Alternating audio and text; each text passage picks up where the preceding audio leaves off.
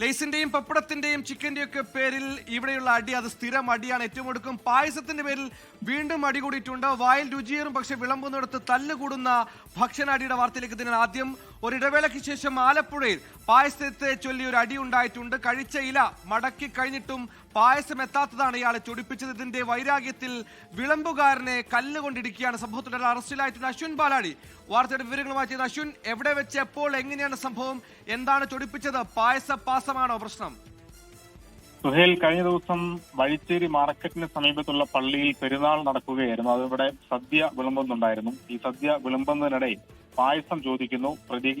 അതിനിടെ പായസം ഇപ്പോൾ തരാനാവില്ല, തിരക്കാണ്, പിന്നീട് തരാമെന്ന വിളമ്പുകാരൻ പറയുന്നു. ഇതിനെ ചൊല്ലി ഉണ്ടായ തർക്കമാണ്. പായസം പിന്നീട് തരാം എന്ന് പറഞ്ഞതിനെ കുറിച്ച് ചൊല്ലിയുണ്ടായ തർക്കമാണ് വലിയ കയ്യാങ്കളിയിലേക്ക് കാര്യങ്ങൾ നീങ്ങിയത്. ഇതിൽ ജോസ് റിച്ചാർഡ് എന്ന് പറയുന്ന ഒരാളാണ് പ്രതി. സജീവ് ഒപ്പം സജു ആന്റണി എന്നിവർക്കാണ് മർദ്ദനമേറ്റത്. ഈ ജോസ് പായസം പിന്നീട് തരാം എന്ന് പറഞ്ഞതിലെ തർക്കത്തെ തുടർന്ന് കരിങ്കല്ലുകൊണ്ട് ഇരുവരെയും മർദ്ദിക്കുകയായിരുന്നു. അതുകൂടാതെ കവിളിലും വയറ്റിലും അടക്കം അടിച്ചും ഇടിച്ചും പരിക്കേൽപ്പിച്ചിട്ടുണ്ട്. ഇത് കൂടാതെ ഈ പ്രശ്നം ഉണ്ടായതിനു ശേഷം വൈകുന്നേരത്തോടു കൂടി ഇരുവരുടെയും വീട്ടിൽ കയറി മർദ്ദിച്ചതായും സജീവും ഒപ്പം ഈ മർദ്ദനമേറ്റ സജു ആന്റണിയും പരാതി നൽകിയിട്ടുണ്ട്.